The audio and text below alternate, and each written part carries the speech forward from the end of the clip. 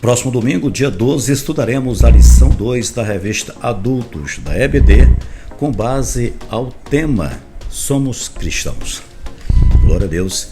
O texto áureo da nossa lição diz: pelo que julgo que não se deve perturbar aqueles dentre os gentios que se convertem a Deus. Está lá em Atos capítulo 15, versículo de número 19. A verdade prática diz: o cristianismo é uma religião de relacionamento pessoal com Cristo ressuscitado e não um conjunto de regras e ritos. Muito bem, mas antes eu peço que se inscreva no canal, curta, compartilhe, me siga nas redes sociais para mais conteúdo. Começa agora o resumo da lição no EBD em Foco.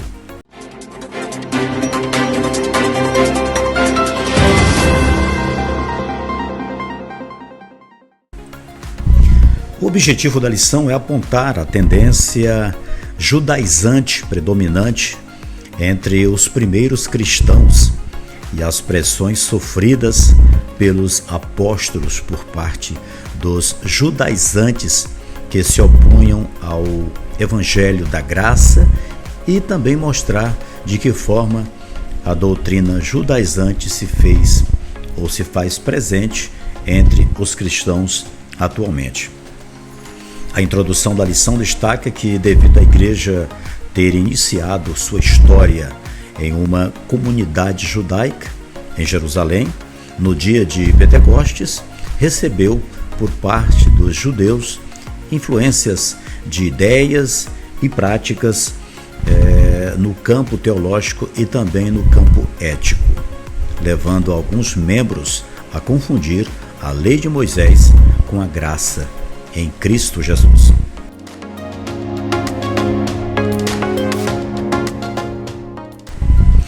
A tendência judaizante era uma ameaça à verdade do Evangelho e ao futuro do próprio cristianismo.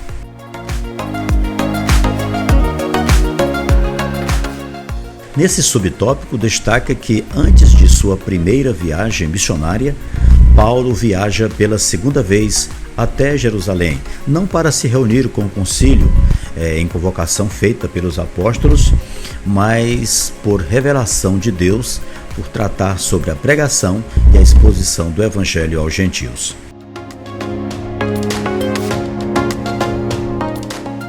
Por meio da revelação, possivelmente essa segunda visita ela tenha ligação com Ágabo.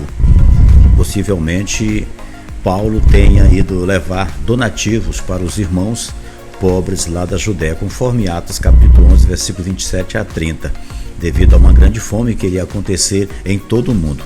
E Paulo aproveitou a ocasião e expôs o evangelho que vinha pregando aos gentios há cerca de 14 anos. Na reunião em Jerusalém, Paulo estava acompanhado do judeu Barnabé e de Tito, que era grego. E foi um risco para Paulo em levar Tito, qual os judaizantes queriam que Tito fosse circuncidado. Mas Paulo não cede às pressões e ainda expõe o evangelho que ele pregava aos gentios. E ao retornar da viagem, Paulo toma conhecimento que os irmãos da Galácia estavam vivendo outro evangelho. E Paulo se sente totalmente desconfortável, deixando estarrecido e atônito pela atitude dos Gálatas em abandonarem a fé.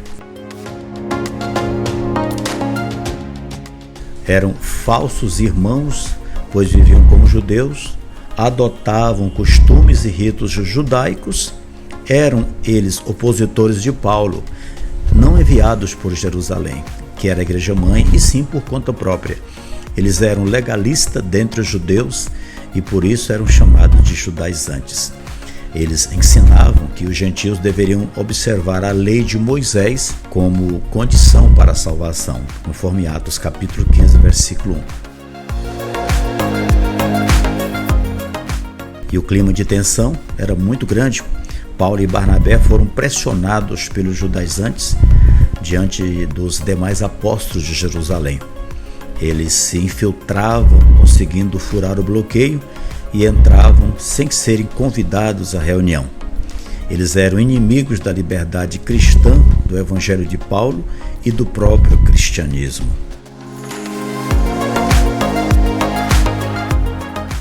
O Evangelho de Pedro e o de Paulo eram também chamados, respectivamente, de Evangelho da circuncisão e também Evangelho da incircuncisão, que, de acordo com a chamada divina, o compromisso de Paulo era com os gentios, enquanto que Pedro era com os judeus, mas a mensagem da pregação era a mesma.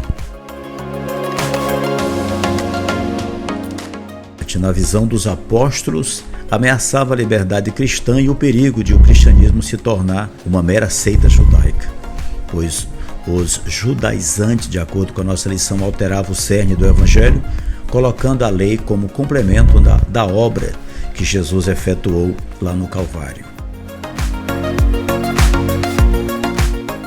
E dentre as inúmeras práticas, nós temos a observância rigorosa das leis dietéticas do judaísmo, a liturgia da sinagoga, o uso da trompa, que geralmente é feito de chifre de carneiro, o uso do manto durante a oração e o uso do solidel, que os judeus religiosos usam sobre a cabeça.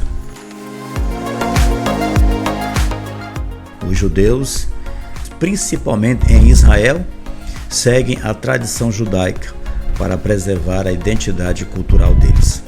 Já os não-judeus não precisam se judaizar, de acordo com a nossa lição, até porque não é necessário o não-judeu adotar práticas judaicas na liturgia e no dia a dia para imitar o judaísmo. Precisamos aprender a viver na dependência do Espírito e não na dependência da lei. Chegamos ao final desta lição. Que Deus o abençoe, você e sua família, até domingo, se Ele permitir.